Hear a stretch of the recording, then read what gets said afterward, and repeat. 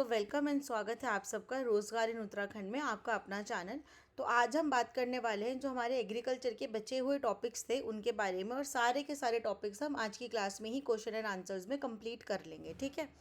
सबसे पहला क्वेश्चन है हमारे पास, that which of the following seed is a monocotyledon. मतलब कि जो मोनोकोटिलिडन होता है, यानी कि जो एक बीज पत्री वाले हमारे बीज होते हैं, वो इसमें से कौन से हैं। तो जो हमारे सीड्स होते हैं वो या तो डाइकोटिलिडन होते हैं, जैसे कि हमारे बीन्स के जो सीड होते हैं जिसमें दो हाफ्स होते हैं, दो कोटिलिडन होते हैं, दो बीज पत्र उसमें होते हैं। और या तो हमारे जैसे मक्की के बीज होते हैं जो कि हमारे मोनोकोटिलिडन होते हैं, जिसमें हमारा सिर्फ एक ही बीज पत्र होता है। ठीक है। तो जो हमारा मटर का दाना है, मटर के दाने में भी हमारे दो बीज पत्र होते हैं, वो बीज से आपका हाफ हो जाता है। बीन्स में हमारे भी दो बीज पत्र होते हैं, ये भी आपके डाइकॉट होते हैं। और जो हमारा चने का दाना होता है वो भी डाइकोटिलिडन होता है। सिर्फ एक मेज़ होता है इसमें से, इन चारों ऑप्शंस में से, जो कि आपका मोनोकोटिलिडन है। ठीक है। क्योंकि इसमें सिर्फ एक ही कोटिलिडन है, यानी कि इसमें सिर्फ एक ही बीज पत्र जो है वो प्रेजेंट है। नेक्स्ट क्वेश्चन है हमारे पास, डैट कौन सी ऐसी प्रोसेस होती है जिसके द्वारा जो सीड कोट होता है उसे ब्रेक करा जाता है और रेडिकल जो होता है वो आपका इमर्ज करता है। ठीक है। तो ये जो हमारी प्रोसेस होती है, इस प्रोसेस को हम जर्मिनेशन बोलते हैं। ठीक है। जर्मिनेशन का मतलब होता है आपका अंकुरण होना। ठीक है। जब अंकुरण होता है तो उसी समय पे क्या होता है आपका, कि जो आपका रेडिकल है वो आपका बाहर निकलता है। ठीक है। और आपका जो प्लूमूल होता है वो भी उसके बाद में आपका बाहर निकलता है। तो जर्मिनेशन जो होती है आपकी कैसे स्टार्ट होती है, जब जो सीड होता है वो पानी को एब्जॉर्ब करता है, और उसके बाद उसके अंदर के जो एंजाइम्स होते हैं वो एक्टिवेट होते हैं। एंजाइम एक्टिवेट होने से क्या होता है कि जो सीड कोट होता है आपका वो सॉफ्ट हो जाता है, जिसकी वजह से क्या होता है कि वो इजीली फट जाता है, और आपका जो रेडिकल होता है वो आपका अंकुरण के बाद आपका इमर्ज करता है। रेडिकल जो होता है आपका ये रूट को फॉर्म करता है, एंड जो प्यूमूल्स होते हैं हमारे ये आपके स्टेम को फॉर्म करते हैं। ठीक है। नेक्स्ट क्वेश्चन है हमारे पास, दैट इसमें से कौन सा कंडीशन जो है आपका वो जर्मिनेशन के लिए ज़रूरी नहीं होता। विच of the following is not a condition required for germination. यानी कि अंकुरण के लिए इसमें से हमें कौन सी ऐसा कौन सा कंडीशन है जिसकी रिक्वायरमेंट बहुत ज़्यादा नहीं है। Which is light. ठीक है। जो वाटर है वो भी हमारे सीड के लिए बहुत ज़रूरी है, ऑक्सीजन भी हमारे सीड के लिए ज़रूरी है, और टेम्परेचर भी हमारे जो सीड है उसके लिए बहुत ज़रूरी है। लेकिन लाइट एक हमारी ऐसी चीज़ है जो कि हमारे उसके लिए ज़रूरी नहीं होती, इतनी ज़्यादा एसेंशियल नहीं होती है जर्मिनेशन के लिए। इसके बिना भी हमारा जो जर्मिनेशन है वो हो सकता है। ठीक है। नेक्स्ट क्वेश्चन है हमारा, अब इसमें हमारे को ये पूछा गया है कि हमारे को ऐसा कौन सा स्ट्रक्चर है जो कि जो शूट होता है आपके मोनोकोटिलेडन का, उसको ये प्रोटेक्ट करता है। ठीक है। प्रोटेक्ट करता है जर्मिनेशन के टाइम पे, यानी कि आपका जब सीड जर्मिनेट हो रहा है, आपका जो सीड जब अंकुरित हो रहा है, तो उस समय पे कौन सा ऐसा स्ट्रक्चर होता है जो कि उसको बचाता है। ठीक है। शूट का मतलब होता है कि जिससे हमारे स्टेम वगैरह बनते हैं उसको हम शूट बोलते हैं। ठीक है। तो ये हमसे पूछा जा रहा है, तो इसका आंसर जो है हमारा वो है आपका कोलियोपिटाइल। ठीक है। तो जो कोलियोपिटाइल होता है आपका, यानी कि जो डी इसका आंसर है, जो कोलियोपिटाइल होता है ये आपका उसको प्रोटेक्ट करता है। ये हमारे जो मोनोकोटिलिडन सीड्स होते हैं उनमें ये प्रेजेंट होता है, जैसे मेज़ हो गया। ठीक है। ये एक प्रोटेक्टिव कवरिंग की जो लेयर होती है उसको हमारे बनाता है हमारे प्लूमूल के आसपास, जिससे कि उसको आप कवरिंग दे सके। ठीक है। नेक्स्ट क्वेश्चन है हमारा कि जो सीड की डोरमेंसी होती है वो मेनली किस वजह से होती है। यानी कि जो हमारा सीड है जब वो जर्मिनेट नहीं हो रहा है, डोरमेंसी का मतलब है कि वो जर्मिनेट नहीं हो पा रहा है। ठीक है। उसमें हमारा अंकुरण नहीं हो रहा है, तो वो किस वजह से होता है। ठीक है। तो इनमें से हमारा लैक ऑफ एंजाइम आपका, या फिर प्रेजेंस ऑफ पैथोजन, या एब्सेंस ऑफ ऑक्सीजन। ठीक है। अब ये बोल रहा है कि भाई मेनली वो किसकी वजह से होती है, तो मेनली वो आपकी होती है हार्ड सीड कोट की वजह से, जो डोरमेंसी होती है। क्यों? क्योंकि अगर लैक ऑफ एंजाइम तो तब आएगा, एंजाइम तो हमारे तब एक्टिवेट होते हैं जब क्या हो, कि जब हमारी सीट में अंकुरण स्टार्ट हो जाता है, जब जर्मिनेशन स्टार्ट हो जाता है, तो उसके बाद जो आपका एंजाइम है वो उस पर काम करने लगता है। एब्सेंस ऑफ ऑक्सीजन भी तभी होता है जब आपका हार्ड सीड कोट होता है, क्योंकि हार्ड सीड कोट की वजह से ही अंदर ना पानी जा पाएगा ना ऑक्सीजन उस पर अब्जॉर्ब हो पाएगा। ठीक है। नेक्स्ट क्वेश्चन है हमारे पास, that which part of seed stores food in dicots. तो हमारे जो डाइकोटिलिडन्स होते हैं, यानी कि जो हमारे दो बीज पत्र वाले हमारे सीड्स होते हैं, उनमें जो खाना होता है आपका वो कहाँ स्टोर होता है। ठीक है। तो जो कॉटिलिडन्स होते हैं, यानी कि जो बीज पत्र होते हैं, जो हमारे ऐसे हाफ्स होते हैं, दो दो कॉटिलिडन होते हैं, इनमें ही खाना स्टोर होता है, जो हमारे डाइकोटिलिडन सीड्स होते हैं। ठीक है। नेक्स्ट क्वेश्चन है हमारे पास कि इनमें से कौन सा सीड हमारा ऐसा है जो कि एपीजियल जर्मिनेशन को शो करता है। अब देखो दो टाइप की जर्मिनेशन होती है हमारी। एक होती है आपकी एपीजियल जर्मिनेशन। एपीजियल जर्मिनेशन हमारी क्या होती है, जिसमें क्या होता है कि जो कॉटिलेडन्स होते हैं हमारे वो ऊपर आ जाते हैं। और दूसरी होती है आपकी हाइपोजियल जर्मिनेशन, जिसमें जो कॉटिलेडन्स होते हैं आपके वो ज़मीन के नीचे ही रहते हैं, सिर्फ आपका जो शूट है वो ऊपर आता है आपकी सॉइल के। ठीक है। और जो आपका एपीजेल होता है, एपीजेल में आपके जो कॉटिलेडन्स होते हैं ये भी आपके ग्राउंड के ऊपर आ जाते हैं शूट के साथ में। रूट्स जो होती हैं वो नीचे रह जाती है। ठीक है। तो इसमें आपका क्या होता है, अब हमें पूछा गया है कि भाई एपीजियल जर्मिनेशन इनमें से किस में होती है। तो जो बीन्स होते हैं, बीन्स होती है उनमें आपका एपीजियल जर्मिनेशन होता है। या आप अपने घर में ट्राई भी कर सकते हो कि जब आप अगर आप बो के देखोगे अपने किसी भी बीन्स के दाने को, भले ही वो राजमा का सीड हो, अगर आप उसको बो के देखोगे तो जब उसमें अंकुरण होने लगता है, जब उससे पेड़ उगने लगता है, तो उसके जो कॉटिलेडन्स होते हैं वो ऊपर की तरफ आ जाते हैं आपके शूट के साथ में। नेक्स्ट क्वेश्चन है हमारे पास कि कौन सा हार्मोन ऐसा है जो कि सीड की डोरमेंसी को तोड़ने के लिए रिस्पॉन्सिबल होता है। तो इसका आंसर होता है हमारा गिबर्लिन्स। तो जो गिबर्लिन्स होते हैं हमारे, वो सीड की जो डोरमेंसी होती है उसको तोड़ने के लिए हमारे रिस्पॉन्सिबल होते हैं। और ये आपका जो प्रमोट करते हैं कि जर्मिनेशन को बाय एंजाइम प्रोडक्शन, जो एंजाइम्स का हमारा प्रोडक्शन होता है उसको ये प्रमोट करते हैं, जिससे कि जो सीड की डोरमेंसी है वो हमारी टूट जाती है। ठीक है। नेक्स्ट क्वेश्चन है हमारे पास कि जो मेज़ होता है उसमें फूड कहाँ पे हमारा स्टोर्ड होता है। ठीक है। अब हमें ये पता है कि मेज़ यानी कि जो मक्की होती है वो हमारा मोनोकॉट होता है। अगर डाइकॉट होता तो यानी कि उसमें जो कॉटिलिडन्स है वहाँ पे फूड स्टोर्ड होता, लेकिन जो हमारा मेज़ है वो तो हमारा मोनोकॉट है। ठीक है। तो मोनोकॉट हमारा क्या होगा, उसमें हमारा जो फूड है वो कहाँ स्टोर होता है, तो उसका जो एंडोस्पर्म होता है, एंडोस्पर्म में इसका जो फूड होता है वो स्टोर्ड होता है। ठीक है। तो डाइकॉटिलिडेंस में कॉटिलिडन में होता है, एंड मोनोकॉटिलिडेंस में एंडोस्पर्म्स में आपका जो फूड है वो स्टोर्ड होता है। इस चीज़ को आप याद रखना। ठीक है। नेक्स्ट क्वेश्चन है हमारे पास में कि इनमें से कौन सी कंडीशन है जो कि हमारे जर्मिनेशन को इनहिबिट करती है बीन के सीड के। ठीक है। अब ये हमारे को मल्टीपल यहाँ पे ऑप्शन दे रखे हैं। ठीक है। उसका हमारे को ये पूछा गया है कि इनमें से कौन सी ऐसी कंडीशन है जो कि जर्मिनेशन को इनहिबिट करेगी। ठीक है। तो अगर उसको हम बॉइलिंग वाटर में डाल देंगे तो वहीं से हमारा जो एम्ब्रियो है वो किल हो जाएगा, जिसकी वजह से हमारी जो जर्मिनेशन है वो आपका आगे मूव ही नहीं कर पाएगा। ठीक है। तो इसकी वजह से आपका जो आंसर है इसका ये है बॉइलिंग वाटर ट्रीटमेंट। ठीक है। अब नेक्स्ट क्वेश्चन है हमारे पास डैट इसमें से कौन सा फैक्टर ऐसा है जो कि हमारी सीड की डोरमेंसी को इफेक्ट नहीं करता। मतलब कि इनमें से कौन सा हमारा फैक्टर ऐसा है जिससे हमारा जो सीड है वो डोरमेंट नहीं नहीं होता। मतलब कि ज़रूरी नहीं है कि उसी की, अगर वो हमारा हो रहा है तो हमारा जो सीड है वो डोरमेंट हो जाएगा। ठीक है। तो इसका आंसर है हमारा प्रोटीन डीनेचुरेशन।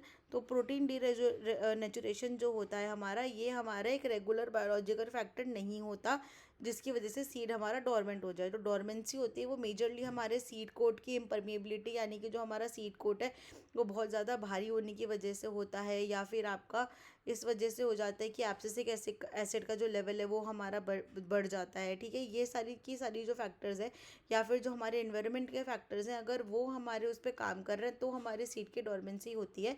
प्रोटीन डीनेचुरेशन की वजह से आपकी डोरमेंसी नहीं होती है। ठीक है। तो यही है आपका इसका आंसर। नेक्स्ट क्वेश्चन है हमारा कि जो हमारी हाइपोजियल जर्मिनेशन होती है, ठीक है, उसमें कौन सा स्ट्रक्चर होता है जो कि सॉइल के नीचे हमारा रहता है। ठीक है। तो इसके बारे में हमने अभी बात करा था कि आपकी दो टाइप की जर्मिनेशन है, एक आपकी हाइपोजियल जर्मिनेशन और आपकी एक एपिजियल जर्मिनेशन है। हाइपोजियल जर्मिनेशन में क्या होता है कि आपके जो कॉटिलिडन्स होते हैं ये हमारे ज़मीन के नीचे ही रह जाते हैं, या आपके शूट के साथ में ज़मीन के ऊपर नहीं आते। ठीक है। तो ये आपकी जैसे मेज़ वगैरह हो गए उनमें आपका ये हाइपोजियल जर्मिनेशन होता है। ठीक है। नेक्स्ट क्वेश्चन है हमारे पास कि कौन सा हार्मोन है जो कि सीड की डोरमेंसी को ब्रेक करने के लिए यूज़ होता है। इसके बारे में हम ऑलरेडी पढ़ चुके हैं। ये क्वेश्चन आपका अलग अलग टाइप से पूछा जाता है, तो इसलिए मैंने इसको दो बार डाला है। ठीक है। तो इसका आंसर है हमारा गिबर्लिन्स। तो जो गिबर्लिन्स होते हैं ये अमाइलेज को एक्टिवेट करते हैं, और जो एमाइलेज है आपका वो उसको जो अंदर फूड आपका स्टोर्ड होता है आपके कॉटिलिडन्स में, उनको ब्रेक डाउन करने के काम आता है, जिससे कि जो जर्मिनेशन है वो इनिशिएट होती है। ठीक है। नेक्स्ट क्वेश्चन है हमारे पास that which type of germination occurs in pea, यानी कि जो हमारे मटर का दाना होता है, जो हमारे मटर का प्लांट है, उसमें हमारी किस टाइप की जर्मिनेशन होती है। ठीक है, हमें हाइपोजियल जर्मिनेशन दे रखी है, एपिजियल जर्मिनेशन दे रखी है, इन दोनों के बारे में हम जानते हैं। हाइपोजियल जर्मिनेशन वो जर्मिनेशन होती है जिसमें जो कॉटिलिडन्स होते हैं वो हमारे नीचे ही रह जाते हैं, सिर्फ हमारा जो शूट है वो ऊपर आता है। एपिजियल जर्मिनेशन में क्या होता है कि हमारे सिर्फ रूट्स ही नीचे रह जाती हैं और हमारे शूट के साथ में हमारे कॉटिलिडन्स भी ऊपर आते हैं। विविपेरी हमारी एक ऐसी जर्मिनेशन होती है जिसमें क्या होता है कि जो हमारा सीड है वो जब प्लांट से अटैच्ड है, ठीक है, वो प्लांट से जब अटैच्ड है वो उसी टाइम पे जर्मिनेट होकर अपनी रूट्स निकालने लग जाता है एंड देन उसके बाद वो ज़मीन में गिरता है, वो हमारी विविपेरी होती है। ठीक है, तो इसलिए इसका आंसर है हमारा एपिजियल जर्मिनेशन। जब हमारा जो पी है ये जर्मिनेट होता है तो क्या करता है कि कॉटिलिडन्स को भी ये ग्राउंड के ऊपर अपने साथ ले आता है। ठीक है, नेक्स्ट क्वेश्चन है हमारे पास डैट जो आपका पोलाइडी लेवल होता है, what is the पोलाइडी level of endosperms. ठीक है, तो जो हमारे एंजियोस्पर्मिक सीड्स होते हैं उसमें आपका पोलाइडी लेवल क्या होता है एंडोस्पर्म का। ठीक है, तो अब ये थोड़ा सा आपका हाई लेवल का क्वेश्चन है। ठीक है, तो आपका जो पोलाइडी लेवल इसमें पूछा गया है इसका आंसर है आपका ट्रिप्लॉइड। ठीक है, यानी कि जो इसका हमारा इसमें अब देखो पोलाइडी लेवल का मतलब क्या होता है। पोलाइडी लेवल का मतलब ये है कि भाई जो आपका एंडोस्पर्म बन रहा है उसमें आपके कितने मेल गैमेट्स और कितने फीमेल गैमेट्स जो हैं वो आपस में फ्यूज़ हो रहे हैं। ठीक है, तो जो हमारे एंजियोस्पर्मिक सीड्स होते हैं उनका हमेशा ट्रिप्लॉइड होता है। ठीक है, इस चीज़ को आप याद रखना। ये थोड़ा हाई लेवल का क्वेश्चन है, मैंने इस वजह से डाला है क्योंकि बाई चांस कभी कभी ऐसे क्वेश्चंस भी पूछ लिए जाते हैं आपके। ठीक है, तो इनका जो एंडोस्पर्म फॉर्म होता है उसमें क्या होता है आपका वन मेल का गैमेट जो है वो टू पोलर न्यूक्लियाई के साथ में फ्यूज़ होता है, तब जाके आपका इसमें एंडोस्पर्म का फॉर्मेशन होता है। ठीक है, अब हमारे जो क्वेश्चंस है वो क्रॉप प्रोडक्शन से आपके स्टार्ट हो जाएंगे। ठीक है, तो सबसे पहला क्वेश्चन है हमारा इसमें that which of the following crop, ठीक है, आपका requires minimum water during its growth. इसमें से कौन सा हमारा मैक्सिमम वाटर मतलब कि सबसे ज़्यादा पानी किसको चाहिए होता है ग्रो करने के लिए, तो इसका आंसर है राइस। जैसे आपको पता है कि राइस जहाँ पे उगाया जाता है उन्हें पैडी फील्ड्स बोलते हैं और वहाँ पे वो पानी से कवर्ड होते हैं। ठीक है, तो इसलिए जो राइस है आपका चावल जो है इसको सेमी एक्वेटिक क्रॉप भी बोलते हैं क्योंकि इसको बहुत ज़्यादा पानी की ज़रूरत होती है। ठीक है, तो यही सबसे ज़्यादा पानी रिक्वायर करने वाली क्रॉप है आपकी। ठीक है, नेक्स्ट क्वेश्चन है हमारे पास कि इनमें से कौन सा क्रॉप ऐसा है जो कि ड्राई सॉइल के लिए मोर सूटेबल है और उसको रेनफॉल ज़्यादा नहीं चाहिए होता। तो जो रागी होती है हमारी उसको फिंगर मिलेट भी बोलते हैं। तो जो रागी होती है आपकी वो थोड़े से drought resistant kind of plants होते हैं और वो ड्राई क्लाइमेट्स में आपके ज़्यादा अच्छे से उगते हैं। उनको पानी बहुत ज़्यादा नहीं चाहिए होता, रेनफॉल बहुत ज़्यादा नहीं चाहिए होती। ठीक है, नेक्स्ट क्वेश्चन है हमारा that which of the following micro organism causes leaf rust in wheat. तो जो हमारा वीट का प्लांट होता है उसमें एक डिजीज़ होती है लीफ रस्ट नाम की। तो ये पूछा जा रहा है कि भाई ये जो लीफ रस्ट डिजीज़ है आपकी ये किस माइक्रो ऑर्गेनिज्म की वजह से वीट में होती है, तो इसका आंसर है हमारा फंगस। ठीक है, जो ये फंगस होती है ये हमारी जो लीव्स होती हैं उसमें वीट की लीव्स में ऐसे ब्राउन ब्राउन पैचेस बना देती है, इसलिए इसको लीफ रस्ट डिजीज़ बोला जाता है। ठीक है, नेक्स्ट क्वेश्चन है हमारे पास कि कौन सा क्रॉप है जिसको खारिफ क्रॉप बोला गया है among these of the following. ठीक है, तो अब क्या होता है कि जो हमारे खारिफ क्रॉप्स होते हैं उनको रेनी सीजन में हार्वेस्ट करा जाता है। ठीक है, रेनी सीजन में उगाया जाता है, यानी कि जून से जुलाई में उसको उगाते हैं और हार्वेस्ट उनको अक्टूबर में करते हैं, तो उन्हें हम खारिफ क्रॉप्स कहते हैं। ठीक है, तो इसमें से हमारा खारिफ क्रॉप कौन कौन सा, इसमें से हमारा खारिफ क्रॉप है राइस, और इसको रेनी सीजन में भी इसीलिए उगाते हैं क्योंकि इसको बहुत ज़्यादा पानी की ज़रूरत होती है। ठीक है, इनको ऐसे पैडी फील्ड्स में उगाया जाता है जिसमें पानी से फ्लडिंग हो रखी होती है, पानी भरा हुआ होता है, तो इसीलिए इसको रेनी सीजन में आपका बोया जाता है जिससे कि उसकी जो हार्वेस्टिंग है वो ईजी हो जाए। ठीक है, नेक्स्ट क्वेश्चन है हमारा कि which is a bacterial disease affecting sugar cane. अब जो शुगर केन हमारा होता है इसमें से कौन सी ऐसी बैक्टीरियल डिजीज़ है जो कि उसको इफेक्ट करती है। ठीक है, तो इसका आंसर है हमारा रेटॉन स्टनिंग डिजीज़। ठीक है, तो ये जो डिज़ीज़ होती है आपकी ये हमारे जो शुगर केन के पौधे हैं उनको ये इफेक्ट करती है। ठीक है, नेक्स्ट क्वेश्चन है हमारा that which of these crops improve soil fertility by nitrogen fixation. इनमें से कौन सी हमारी ऐसी क्रॉप है जो कि भाई नाइट्रोजन फिक्सेशन करती है और उसकी वजह से हमारी जो सॉइल है, हमारी जो मृदा है, उसकी जो क्वालिटी है उसको इंक्रीज़ करती है। ठीक है, तो इसका आंसर है हमारा लेंटल। लेंटल यानी कि जैसे मसूर की जो भी दाल वाल हो गई हमारी, ठीक है, ये सब जो होते हैं हमारे इनको लेग्यूम्स बोला जाता है। ठीक है। ये लेग्यूमिनस प्लांट्स होते हैं। इनका क्या होता है कि जैसे ये जो इनकी रूट है, इनकी रूट में ना ऐसे छोटे छोटे नोड्स प्रेजेंट होते हैं और इन नोड्स के अंदर इनके पास नाइट्रोजन फिक्सिंग बैक्टीरियाज होते हैं। तो ये बैक्टीरिया क्या करते हैं कि ये आपकी जो नाइट्रोजन है उसको फिक्स करते हैं सॉइल में, जिससे कि इस प्लांट को, और इस प्लांट की जड़ों में भी फिक्स करते हैं, जिससे कि इस प्लांट को आपके नाइट्रोजन की सप्लाई इजीली मिल पाए। ठीक है। नेक्स्ट क्वेश्चन है हमारे पास कि इसमें से कौन सा हमारा मिलेट नहीं है। ठीक है, कौन सा इसमें से हमारा मोटा अनाज नहीं है। तो जो बार्ली है हमारी, बार्ली जो होता है ये एक सीरियल ग्रेन होता है, ये हमारा मिलेट नहीं होता। बाकी ज्वार, बाजरा, रागी, ये सारे के सारे जो होते हैं हमारे ये मिलेट्स होते हैं। लेकिन जो बार्ली होता है हमारा, ये एक सीरियल क्रॉप होता है, बार्ली यानी कि जौ। ठीक है। अब नेक्स्ट क्वेश्चन है हमारे पास कि ऐसी कौन सी न्यूट्रिशन डेफिशिएंसी है जो कि क्रॉप्स में क्लोरोसिस करती है। क्लोरोसिस का मतलब यानी कि जो हमारी फसलों में जो मतलब ऐसे पीला पीलापन करती है। ठीक है, क्लोरोसिस करती है उनमें। ठीक है, और उनका क्लोरोफिल जो होता है वो डिस्ट्रॉय होने लग जाता है, इसकी वजह से वो पीले पड़ने लग जाते हैं। ठीक है। तो नाइट्रोजन की जो डेफिशिएंसी होती है, नाइट्रोजन की डेफिशिएंसी की वजह से ऐसा होता है क्योंकि नाइट्रोजन जो है वो क्लोरोफिल के लिए बहुत एसेंशियल होता है। तो अगर नाइट्रोजन की डेफिशिएंसी हो जाएगी तो पत्ते जो है वो पीले पड़ने लग जाएंगे और जो क्लोरोफिल है वो हमारा कम होने लग जाएगा। ठीक है। नेक्स्ट क्वेश्चन है हमारे पास कि कौन सी ऐसी सॉइल है जो कि हमारी राइस की कल्टीवेशन के लिए सबसे ज़्यादा सूटेड होती है। तो इसका आंसर है हमारा क्लेई सॉइल। क्यों? क्योंकि जो क्लेई सॉइल होती है वो पानी को रिटेन करके रखती है अपने पास में, वो उसको बहने नहीं देती, रिटेन करके जमा करके रखती है, और हमारे को राइस कल्टीवेशन के लिए बहुत ज़्यादा पानी की ज़रूरत होती है। ठीक है। नेक्स्ट क्वेश्चन है हमारे पास कि क्लाइमेट रिक्वायरमेंट आपकी वीट के लिए क्या होती है। तो वीट की जो होती है उसके लिए हमारे को कोल्ड एंड ड्राई टेम्परेचर चाहिए होता है, यानी कि थोड़ा सा ठंडा और आपका जो ड्राई टेम्परेचर होता है वो, क्योंकि जो वीट है वो इन्हीं कंडीशन में आपका ग्रो करता है। ठीक है। नेक्स्ट क्वेश्चन है हमारा that which of the following crops belong to the C4 photosynthesis pathway. ठीक है। तो जो C4 फोटोसिंथेसिस हमारा पाथवे होता है उसको इनमें से कौन सा जो क्रॉप होता है वो फॉलो करता है। ठीक है। तो इसका आंसर है हमारा मेज़। तो जो मेज़ है आपका वो C4 प्लांट बोला जाता है। ठीक है। और यह आपका इसी वाले पाथवे को फॉर्म करता है। क्यों? क्योंकि यह ज़्यादा हॉट क्लाइमेट में होता है, तो इसकी वजह से इसको आपका इजीली अपना फोटोसिंथेसिस हो जाता है, इसलिए ये C4 पाथवे से आपका फोटोसिंथेसिस करता है। नेक्स्ट क्वेश्चन है हमारे पास कि ऐसी कौन सी फंगल डिजीज़ है जो कि वीट को इफ़ेक्ट करती है। ठीक है। और वो आपके ब्लैक और ऐसे पाउडरी स्पोर्स अपने फॉर्म करती है। ठीक है। ऐसी कौन सी फंगल डिजीज़ है जो कि वीट को होती है और साथ ही में वो अपने ब्लैक और पाउडरी स्पोर्स जो होते हैं उनको फॉर्म करती है। ठीक है। इसका आंसर है हमारा लूज स्मूट। ठीक है। तो जो लूज स्मूट होती है हमारी, ये क्या करती है कि स्प्रेड होती है ये एक सीड से दूसरे सीड को, और ये क्या करती है कि ये ऐसे ब्लैक पाउडरी स्पोर्स अपने फॉर्म करती है, जिसकी वजह से ये बहुत इजीली एक सीड से दूसरे सीड को जो है ट्रांसपोर्ट हो जाती है। ठीक है। नेक्स्ट क्वेश्चन है हमारा कि ऑप्टिमल पीएच रेंज क्या होती है सॉइल की फॉर कल्टीवेशन ऑफ राइस। ठीक है। राइस कल्टीवेशन के लिए जो हमारे ऑप्टिमल सॉइल का पीएच चाहिए वो आपको 5.5 से 7.0 चाहिए। ठीक है।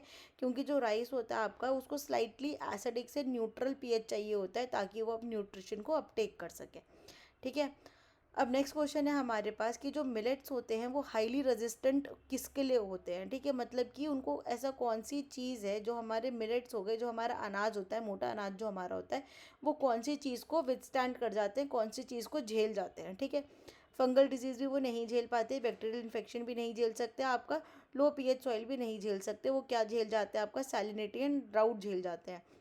जैसे कि हमने बात करा था कि जो मिलेट्स होते हैं उनको आपके बहुत ज़्यादा रेन नहीं चाहिए होती, वो ड्राई रीजन्स में इसी वजह से होते हैं आपके, क्योंकि वो आपके ड्रॉट रेजिस्टेंट होते हैं। ठीक है। तो वो कम पानी वाली जगह में भी और पुअर सॉइल कंडीशंस में भी बहुत इजीली उग जाते हैं। ठीक है। अब नेक्स्ट क्वेश्चन है हमारा कि इसमें से कौन सा क्रॉप ऐसा है जो कि वाटर लॉगिंग कंडीशंस के लिए बहुत ज़्यादा सेंसिटिव है।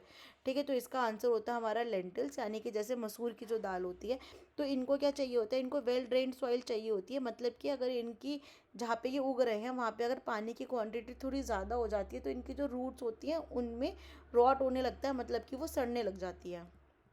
ठीक है। नेक्स्ट अब हम चल रहे हैं आपका जर्नल न्यूट्रिशन इन प्लांट्स की ओर। ठीक है, तो इसका सबसे पहला क्वेश्चन हमारे पास है कि कौन सा ऐसा मैक्रो न्यूट्रिएंट है जो कि सेंट्रल कंपोनेंट है हमारा क्लोरोफिल का और फोटोसिंथेसिस के लिए बहुत ज़रूरी होता है। ठीक है, तो इसका आंसर है हमारा मैग्नीशियम। तो जो मैग्नीशियम होता है आपका, ये एक सेंट्रल एटम होता है क्लोरोफिल के मॉलिक्यूल का। ठीक है, और ये आपके लाइट कैप्चरिंग के लिए भी बहुत ज़रूरी होता है। नाइट्रोजन भी हमारा क्लोरोफिल के लिए ज़रूरी होता है, लेकिन क्लोरोफिल के कलर के लिए वो ज़्यादा ज़रूरी होता है। लाइट कैप्चरिंग के लिए हमारे को जो मैग्नीशियम होता है वो ज़्यादा ज़रूरी होता है। ठीक है, नेक्स्ट क्वेश्चन है हमारे पास, a plant shows yellowing between leaf veins. ठीक है, बट वेन्स रिमेन ग्रीन। अब ये हमारे को क्या बोल रहा है कि जैसे कि ये मेरा पत्ता है, ठीक है, इस पत्ते की ये जो वेन्स है, ठीक है, ये जो वेन्स है इसकी, ये वेन्स तो ग्रीन है लेकिन इसके बीच में ये येलो येलो होने लग गया है। यहाँ पे ये येलो येलो होने लग गया है, वेन्स जो है इसकी वो ग्रीन है। तो कौन से माइक्रो न्यूट्रिएंट की डेफिशिएंसी इसमें होगी? तो इसमें आपकी आयरन की डेफिशिएंसी है, Fe की डेफिशिएंसी है। इसकी वजह से क्या होता है कि ये आपका इंट्रावेनल सिरोसिस कर देता है यंग लीव्स में। ठीक है, इंट्रावेनल मतलब कि इस वेन के जो बीच बीच के इलाके हैं वहाँ पे ये आपके येल्लोइंग कर देगा। ठीक है, कि इंट्रावेनल जो आपका सिरोसिस होता है, क्लोरोसिस होता है, वो कर देता है ये। ठीक है, जिसकी वजह से क्या होता है कि आपका जो क्लोरोफिल सिंथेसिस है वो भी आपका थोड़ा सा रुक जाता है। ठीक है, और येलो होने लग जाती है आपकी जो नई लीव्स होती हैं। नेक्स्ट क्वेश्चन है हमारा, that which of the following pairs of micro organism fix nitrogen both freely living and symbiotically. मतलब कि इसमें से हमारे को ना, देखो कुछ बैक्टीरियाज है, इनके हमारे को वो दे रखे हैं, इनके पेयर्स हमें बना के दे रखे हैं और बोला है कि तुम ये बताओ कि इसमें से कौन सा पेयर ऐसा है बैक्टीरिया का जो कि क्या करता है, नाइट्रोजन को बिना एक दूसरे के साथ जुड़े हुए, अगर वो अलग अलग रह रहे हैं, फ्री लिविंग एक दूसरे के बिना रह रहे हैं, तो भी नाइट्रोजन को फिक्स करते हैं, और अगर दोनों एक साथ जुड़कर रह रहे हैं तो भी ये फिक्स करते हैं। ठीक है, तो इसका आंसर है हमारा ए, आपका साइनोबैक्टीरिया एंड एस्ट्रोबैक्टर। ठीक है, तो जो एस्ट्रोबैक्टर होता है हमारा, ये नाइट्रोजन को फ्रीली भी करता है, एंड ये अगर आपका राइजोबियम्स के साथ में आपका सिम्बायोटिक रिलेशनशिप में रह रहा है तो भी ये करता है, और अगर ये दोनों के दोनों आपस में भी सिम्बायोटिक रिलेशनशिप में रह रहे हैं तो भी ये क्या करते हैं, नाइट्रोजन फिक्सेशन करते हैं। ठीक है, नेक्स्ट क्वेश्चन है हमारे पास, स्टंट ग्रोथ का मतलब रुकी हुई ग्रोथ, मतलब कि प्लांट में जो वृद्धि है वो नहीं होना। ठीक है, और आपका जो क्लोरोसिस ऑफ ओल्ड लीफ है, मतलब कि जो पुरानी लीफ है उनका उनका एकदम से येलो हो जाना, क्लोरोसिस हो जाना, और आपके जो नई लीव्स है उनमें डार्क ब्लू और ग्रीन कलर के पैचेस का आना किस चीज़ का सिम्टम होता है, कौन सी टॉक्सिसिटी का ये सिम्टम है। ठीक है, तो इसका आंसर है आपका नाइट्रोजन टॉक्सिसिटी। अच्छा, आप देखो कि जो नाइट्रोजन, मैग्नीशियम, जितने भी हमारे माइक्रो एंड मैक्रो न्यूट्रिएंट्स हैं वो प्लांट को चाहिए, अपने जो एनिमल्स हैं उनको भी चाहिए, लेकिन एक लिमिट में ही चाहिए। अगर वो एडिशनल हो जाएंगे, अगर वो एक्सेसिव हो जाएंगे, मतलब कि वो लिमिट से ज़्यादा हो जाएंगे, तो वो टॉक्सिसिटी भी क्रिएट कर देते हैं। ठीक है, तो अगर एक्सेसिव नाइट्रोजन हमने किसी प्लांट को दे दिया तो उससे क्या होता है आपका कि जो उसकी ग्रोथ है वो रुक जाती है, उसकी जो लीव्स है वो ख़राब होने लग जाती हैं। ठीक है, और क्लोरोसिस भी हो जाता है जो पुरानी लीव्स होती है उनमें। ठीक है, नेक्स्ट क्वेश्चन है हमारा कि अगर आयरन डेफिशिएंसी हो रही है तो कौन सी एंजाइम की एक्टिविटी जो है वो आपकी डायरेक्टली इफेक्ट करेगी क्लोरोप्लास्ट पे। ठीक है, तो NADP प्लस रिडक्टेज जो हमारा एंजाइम होता है, इसकी एक्टिविटी जो होती है वो आपकी ख़राब हो जाती है। ठीक है, तो जो आयरन होता है वो NADP प्लस रिडक्टेज जो हमारा एंजाइम होता है इसकी एक्टिविटी के लिए बहुत ज़रूरी होती है, और ये क्या करता है कि ये आपके इलेक्ट्रॉन का ट्रांसफ़र करता है टू NADPH इन फोटोसिंथेसिस। ठीक है, इसकी वजह से अगर आपका आयरन की डेफिशिएंसी हो रही है तो आपकी जो फोटोसिंथेसिस है उस पर भी आपका फ़र्क पड़ेगा। ठीक है, नेक्स्ट है हमारा कि जो मार्जिनल क्लोरोसिस होता है आपका, या जो आपके नेक्रोटिक स्पॉट्स आते हैं हमारी ओल्ड लीव्स पे, वो हमारा क्या इंडिकेट करते हैं, वो किस चीज़ की हमारी डेफिशिएंसी जो है उसे इंडिकेट करते हैं। ठीक है, तो ये हमारे पोटेशियम की जो डेफिशिएंसी होती है उसको ये इंडिकेट करते हैं। ठीक है, और ये क्या करते हैं, मार्जिनल क्लोरोसिस मतलब कि जो मार्जिन है आपका लीव का, ये जो मार्जिन है ये आपका पीला पड़ने लग जाएगा। ठीक है, और नेक्रोसिस ऑफ ओल्ड लीव्स मतलब कि जो पुरानी पत्तियां हैं वो आपकी ख़त्म हो जाएंगी, पीली पड़ने लग जाएंगी, वीक होने, और जो स्टेम है आपका वो भी वीक होने लग जाएगा। ठीक है, नेक्स्ट है हमारे पास कि कौन सा न्यूट्रिएंट आपका, विच न्यूट्रिएंट इम्बैलेंस, मतलब कि अगर आपके किसी न्यूट्रिएंट का इम्बैलेंस हो रहा है तो ऐसा कौन सा वो न्यूट्रिएंट है जो कि आपके टिप्स को बर्न कर देता है कॉलीफ्लावर के हेड के। तो जैसे कि हमारा कॉलीफ्लावर है, ठीक है, तो जो कॉलीफ्लावर के हेड के ऐसे टिप्स होती हैं उस पर बर्निंग कैसे हो जाती है, ठीक है। और जो लेटिस होती है, लेटिस की पत्तियाँ आपने देखी होंगी ऐसी सी होती है, ठीक है। तो उसकी पत्तियों के भी टिप्स जो होते हैं वहाँ पे भी आपके बर्निंग जैसा होने लग जाता है, ठीक है। तो वो किसकी वजह से होता है, तो ये आपका होता है कैल्शियम की डेफिशिएंसी की वजह से। जितनी भी टिप बर्निंग्स होती है आपकी, वो आपकी कैल्शियम की डेफिशिएंसी की वजह से होती है। क्योंकि रैपिड डेवलपिंग जो कॉलीफ्लावर्स होती हैं उसमें आपका अगर कैल्शियम डेफिशिएंसी आ गई तो जो उसकी पत्तियां हैं वो ऐसे कर्ल अप होने लग जाती हैं, और जिसकी वजह से वो ऐसे लगता है कि जल रही हैं, उन खराब हो जाती हैं, उनकी जो टिप्स होती हैं वो बिल्कुल बर्न हो जाती हैं, ठीक है। नेक्स्ट है हमारा कि कौन सा प्रोसेस आपके एटमॉस्फेयर के नाइट्रोजन को अमोनिया में कन्वर्ट करता है सॉइल के, ठीक है। तो इसको हम नाइट्रोजन फिक्सेशन बोलते हैं। नाइट्रोजन फिक्सेशन वो प्रोसेस होती है जिससे कि जो हमारा बायोलॉजिकल नाइट्रोजन है, यानी कि हमारा जो एटमॉस्फेयर का नाइट्रोजन है, वो बायोलॉजिकली आपका बैक्टीरिया के थ्रू हमारा NH3 यानी कि अमोनिया में कन्वर्ट होता है, ठीक है।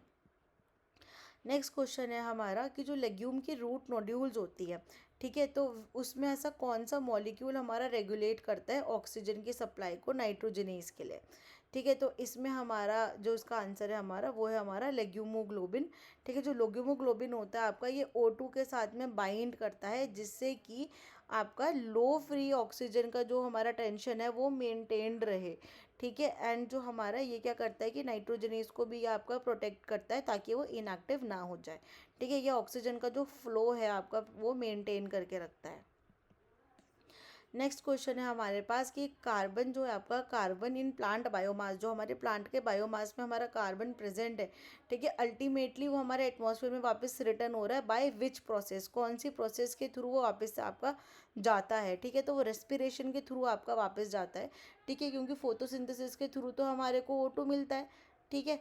तो आपका रेस्पिरेशन जो प्रोसेस होती है उसके थ्रू जो कार्बन डाइऑक्साइड है आपका वो वापस से जाता है। तो जो प्लांट्स एंड माइक्रोब्स होते हैं आपके, जब वो हमारे रेस्पिरेशन करते हैं तो उससे हमारा जो ऑर्गेनिक कार्बन है वो कार्बन डाइऑक्साइड की फॉर्म में आपका वापस चला जाता है एटमॉस्फेयर में, जिससे कि हमारा जो फोटोसिंथेसिस है वो थोड़ा सा बैलेंस आउट होता है, ठीक है। नेक्स्ट है हमारा कि कौन सा एंजाइम का कॉम्प्लेक्स है हमारा जो कि आपका रिस्पॉन्सिबल होता है एटमॉस्फेरिक नाइट्रोजन को अमोनिया में रिड्यूस करने के, ठीक है। अभी हमने पहले बैक्टीरिया की बात करा था, अभी हम एंजाइम कॉम्प्लेक्स के बारे में बात कर रहे हैं। तो नाइट्रोजनेज जो हमारा वो होता है, क्या बोलते हैं, एंजाइम होता है, नाइट्रोजनेज एंजाइम जो होता है ये हमारा राइजोबिया जो होते हैं, यानी कि जो ये रूट के नोड्यूल्स होते हैं ये उसमें प्रेजेंट होता है। और साइनोबैक्टीरिया में भी ये प्रेजेंट होता है, जो कि नाइट्रोजन को आपका अमोनिया में कन्वर्ट करता है और आपका नाइट्रोजन फिक्सेशन में हेल्प करता है, ठीक है।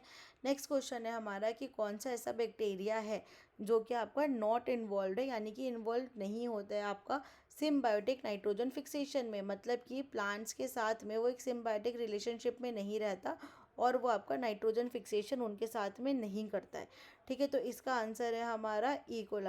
ठीक है। जो हमारा इश्चिया कोलाई होता है, यानी कि ई. जो होता है ये आपका एक नॉन फिक्सिंग गट बैक्टीरिया होता है जो कि आपके रूट्स के साथ में एसोसिएटेड नहीं होता। ई. हमारे गट में पाया जाता है, ठीक है। नेक्स्ट क्वेश्चन है हमारे पास कि नाइट्रोजनेज जो हमारा इंजाइम होता है, ठीक है, इसमें हमारा कौन से दो प्रोटीन के कंपाउंड्स होते हैं, ठीक है। तो इसमें हमारा Fe और MOFE जो होता है, ये दो आपके जो कंपाउंड्स होते हैं ये आपके प्रेजेंट होते हैं, ठीक है। MOFE मतलब आपका मॉलिबिडेनम आयरन प्रोटीन। तो जो नाइट्रोजनीज है आपका, ये आपका आयरन Fe का जो प्रोटीन होता है उससे और मॉलिबिडेनम आयरन प्रोटीन से मिलकर बना हुआ होता है, ठीक है।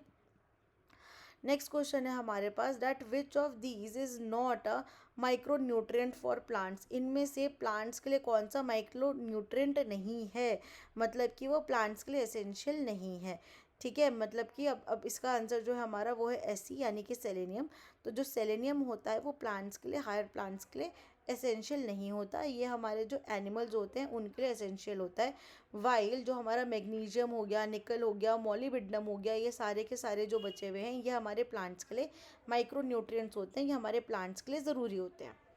नेक्स्ट क्वेश्चन है हमारा कि जो यूरिया का एप्लीकेशन होता है सॉइल को, तो इवेंचुअली किसको इंक्रीज करता है, ठीक है, और जिसकी वजह से जो हमारे प्लांट्स हैं उन्हें नाइट्रोजन मिलता है, ऐसी कौन सी फॉर्म को वो आपके नाइट्रोजन के इंक्रीज करता है, ठीक है। तो इसका आंसर है हमारा NO3 नेगेटिव।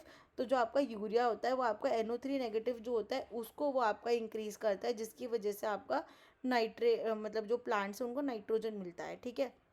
तो ये कैसे होता है आपका कि जो आपका यूरिया है वो आपका NH4 पॉजिटिव में यूरेज के थ्रू कन्वर्ट होता है। देन आपका जो NH4 पॉजिटिव है वो आपका NO2 नेगेटिव में कन्वर्ट होता है। NO2 नेगेटिव बाद में आपका NO3 नेगेटिव में कन्वर्ट होता है, जो कि हमारा नाइट्रिफिकेशन कहलाता है। ठीक है, अब जो हमारे क्वेश्चन स्टार्ट हो रहे हैं वो आपके प्लांट ग्रोथ रेगुलेटर्स पे से आपके स्टार्ट हो रहे हैं।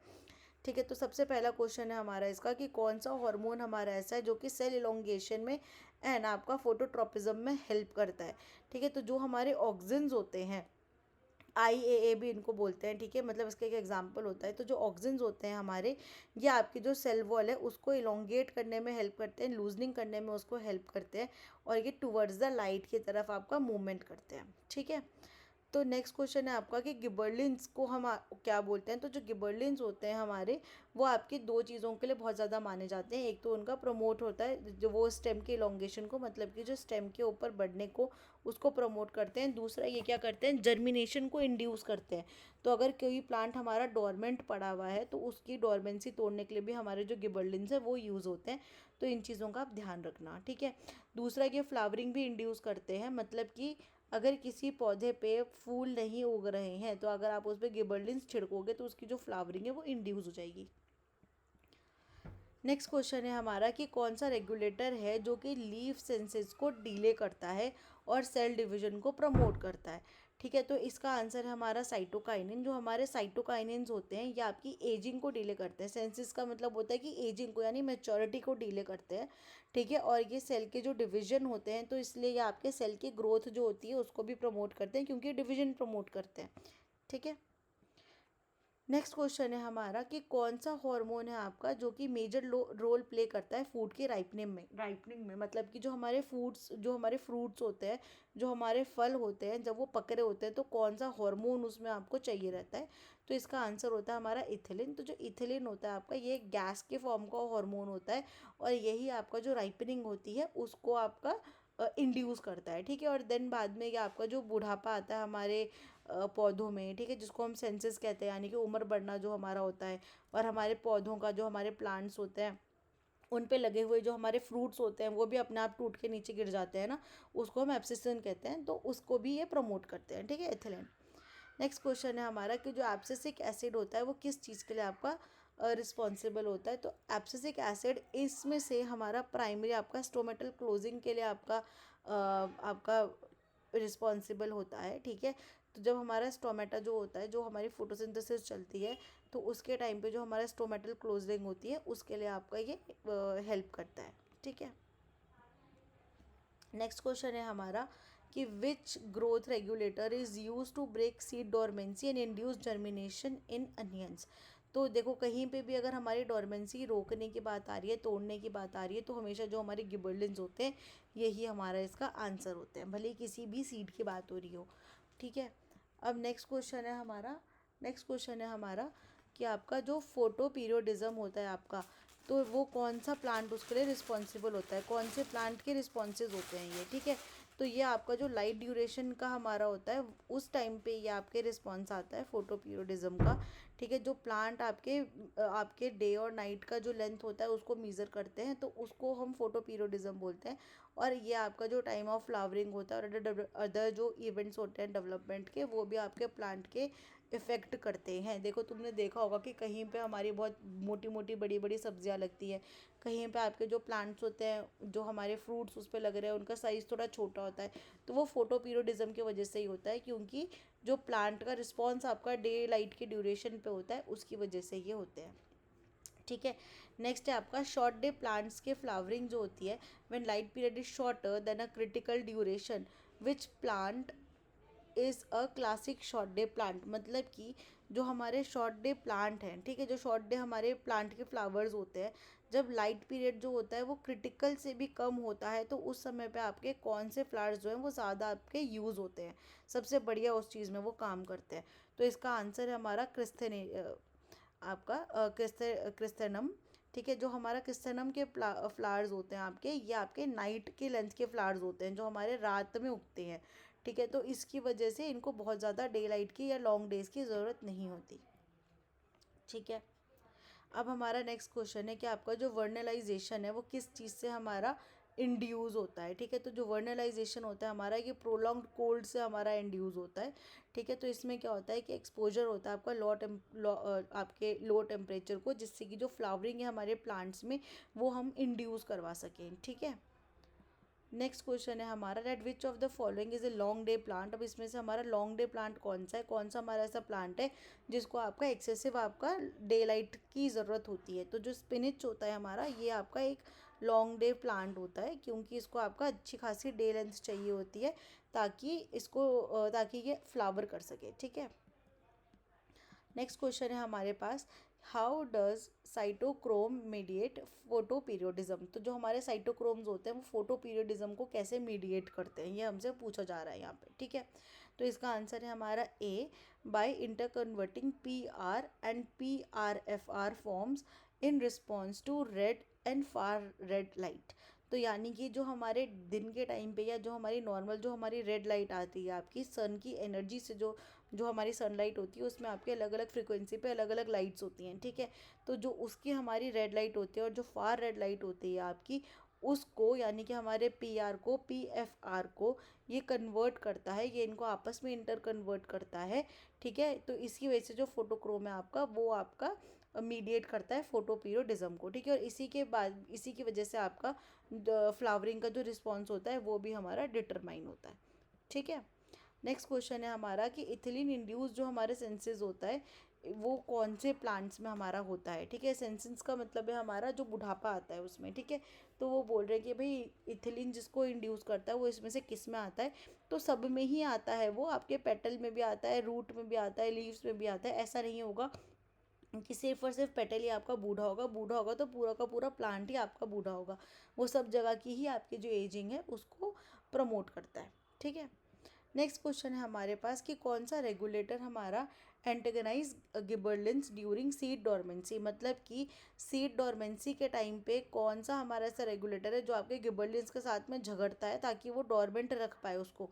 तो इसका आंसर होता है एब्सिसिक एसिड। तो एब्सिसिक एसिड जो होता है हमारा कि जर्मिनेशन प्रिवेंट करता है, वाइल जो हमारे गिबरलिंस होते हैं ये प्रमोट करते हैं। ठीक है, इसलिए ये इसको एंटेगनाइज करते हैं, मतलब कि एक दूसरे से झगड़ रहे होते हैं ये। ठीक है, नेक्स्ट क्वेश्चन है हमारा कि कौन सा हार्मोन हमारा ऐसा है जो कि लिटरल बड के ग्रोथ के डेवलपमेंट को प्रमोट करता है।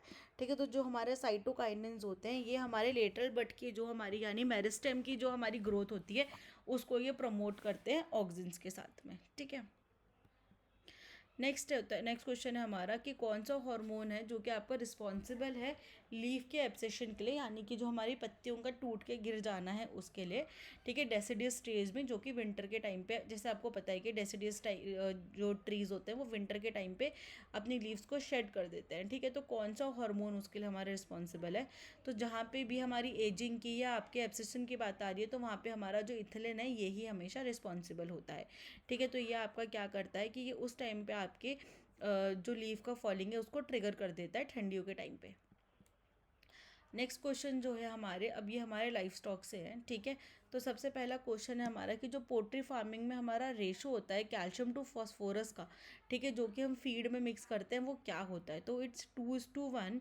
तो जो हमारा कैल्शियम टू फॉस्फोरस का हम रेशो रखते हैं वो हमारा 2:1 होता है। ठीक है, तो इसमें क्या होता है कि आपके जो कैल्शियम है वो हमारे एग शेल के जो डेवलपमेंट होता है उसको प्रमोट करता है, इसकी वजह से कैल्शियम का जो लेयर है वो थोड़ा ज़्यादा होता है आपका। ठीक है, और फॉस्फोरस का जो होता है थोड़ा सा कम होता है।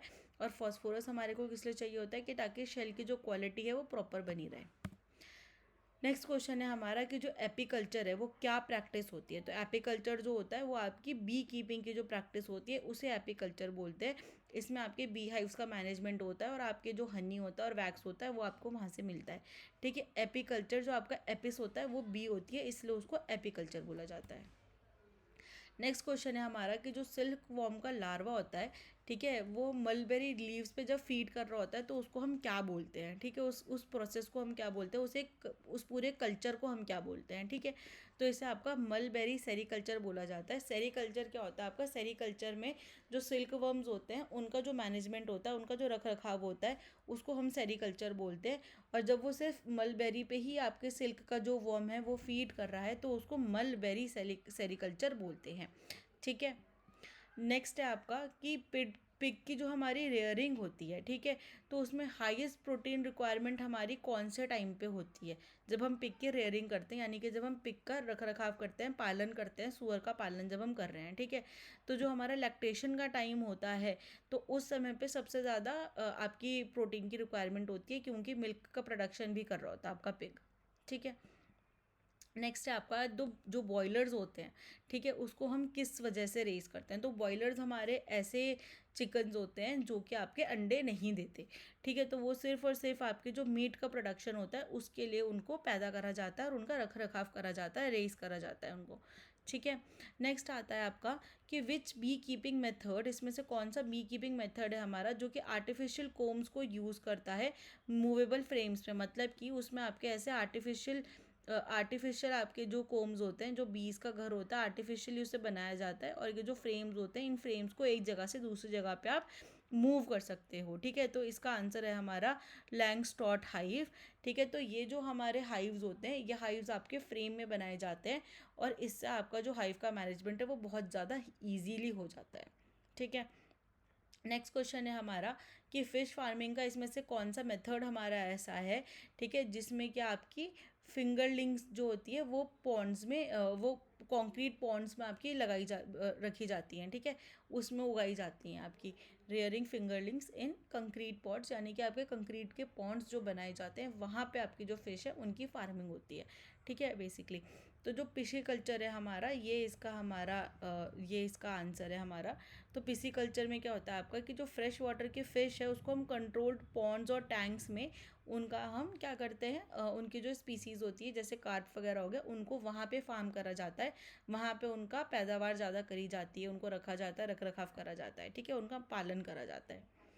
नेक्स्ट क्वेश्चन है हमारा विच of the following disease is viral disease in pigs, मतलब कि पिग्स में इसमें से जो कौन सी हमारी वायरल डिजीज़ है, ठीक है। तो जो हमारा क्लासिकल स्वाइन फ्लू होता है आपका, स्वाइन फ्लू फीवर, ये हमारी पिग्स की डिजीज़ है, ठीक है, और ये जो है आपकी खाने के थ्रू भी फैल जाती है, ठीक है। नेक्स्ट है आपका सेरीकल्चर में आपका पेजिटिया किसको बोलते हैं, ठीक है, तो पूछा गया है कि भाई पेजिटिया हमारा सेरीकल्चर में किसको बोला जाता है? सेरीकल्चर हमारा क्या होता है? सेरीकल्चर हमारा बी कीपिंग जो होता है उसको बोलते हैं, ठीक है। तो जो मलबेरी कैटरपिलर्स हमारे होते हैं उसको हम आपका पेजिटिया बोलते हैं, ठीक है। ये जो लार्वा होता है आपका, ये आपका सिल्क प्रोडक्शन के लिए यूज़ होता है, तो इसका जो नॉर्मल नाम है वो आपका पेजिटिया होता है, ठीक है। नेक्स्ट क्वेश्चन है हमारा कि कौन सी पोल्ट्री की ब्रीड होती है हमारी जो कि आपकी डुअल पर्पस सर्व करती है, मतलब कि उसको मीट और एग दोनों के लिए यूज़ करा जाता है, सॉरी मेरा पेन नहीं चल रहा बच्चों, मीट और एग दोनों के लिए उसको बेस्ट होती है, उसके लिए यूज़ करा जाता है, ठीक है।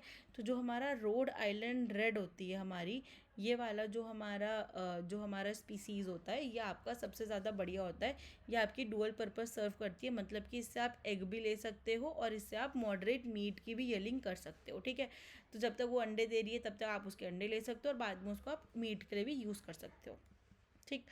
नेक्स्ट है हमारा कि बी हाइव इसमें से लार्वा और कौन से, मतलब बी हाइव डैश कंटेन्स कौन सा बी हाइव है हमारा जो कि आपके लार्वे को भी कंटेन करता है और आपका जो कार्व्ड ब्रूड होता है उसको भी ये कंटेन करता है, ठीक है। तो इसका आंसर है हमारा ब्रूड चेम्बर। देखो यहाँ पे आप अगर तुक्का लगाओगे तो ब्रूड लिखा है और ब्रूड लिखा है, इस वजह से दोनों के दोनों आपस में कनेक्टेड है, ठीक है। तो जो ब्रूड चेम्बर्स होते हैं वो आपके अंडे होल्ड करते हैं, लार्वे होल्ड करते हैं, प्यूपल होल्ड करते हैं, और वहाँ पे जो आपका हनी होता है वो अलग से सेपरेटली स्टोर्ड होता है, ठीक है, उसको अलग से रखा जाता है हनी को, ठीक। नेक्स्ट क्वेश्चन है आपका कि फ़िश कल्चर में आपको ऑक्सीजन सप्लाई किस चीज़ के थ्रू दी जाती है? तो जो लोगों ने घर में भी नॉर्मल फ़िश रखे होंगे आपने देखा होगा आपके फ़िश टैंक में एक ऐसे एयरेटर होता है जिससे आपकी ऑक्सीजन जो है वो पास होती रहती है, बुलबुले बुलबुले आते रहते हैं, ठीक है। तो वो एयरेटर्स होते हैं, तो उसकी वजह से क्या होता है, ये मैकेनिकल एयरेटर होते हैं जो कि आपका ये काम करते हैं कि ऑक्सीजन हमारे पानी में डिजॉल्व होती चले, जिससे कि जो फिशेस हैं वो ईजिली आपकी सांस ले पाएँ, ठीक है। नेक्स्ट क्वेश्चन है हमारा विच type of life stock farming uses stall feeding, मतलब कि ऐसे खड़ा करके खिलाना, मतलब कि ऐसे स्टॉल जो बनाए रहते हैं, तो कौन सी टाइप ऑफ हमारे लाइफ स्टॉक फार्मिंग होती है के लिए आपका ये इस टाइप से आपकी फीडिंग करवाई जाती है, यानी कि स्टॉल्स में आपका फीडिंग कराई जाती है। तो इसे आपका इंटेंसिव मैनेजमेंट बोलते हैं। तो इसमें क्या होता है आपका कि कंट्रोल्ड वे में आपके जो स्टॉक्स हैं उनको खिलाया जाता है, लाइफ स्टॉक्स जो होते हैं उनको खिलाया जाता है, उन्हें बहुत ज़्यादा एडिशनल फीडिंग ना हो जाए, इसकी वजह से उनको ऐसे इंटेंसिव मैनेजमेंट के अंडर रखा जाता है। ठीक है। नेक्स्ट होता है आपका कि जो एपिस कार्ना है वो कहाँ का नेटिव है हमारा, तो ये साउथ ईस्ट अफ्रीका जो है वहाँ का ये नेटिव हमारी बी है। ठीक है।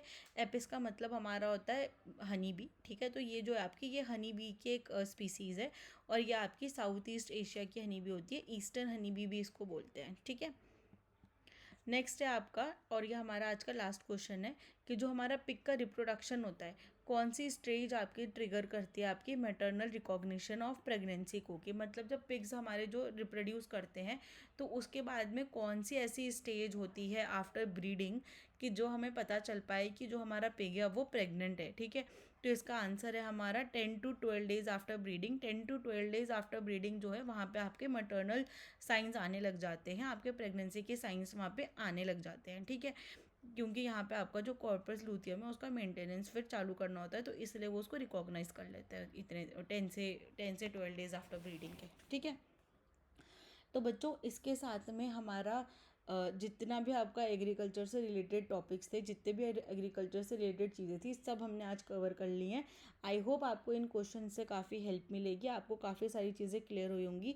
तो अगर आपको हमारी वीडियो अच्छी लगती है तो do like share and subscribe to our channel, और इसको ज़्यादा से ज़्यादा बच्चों को, जिनको आपको लगता है कि हमारी वीडियो से हेल्प हो सकता है, ज़्यादा से ज़्यादा बच्चों के साथ में शेयर कर दीजिएगा।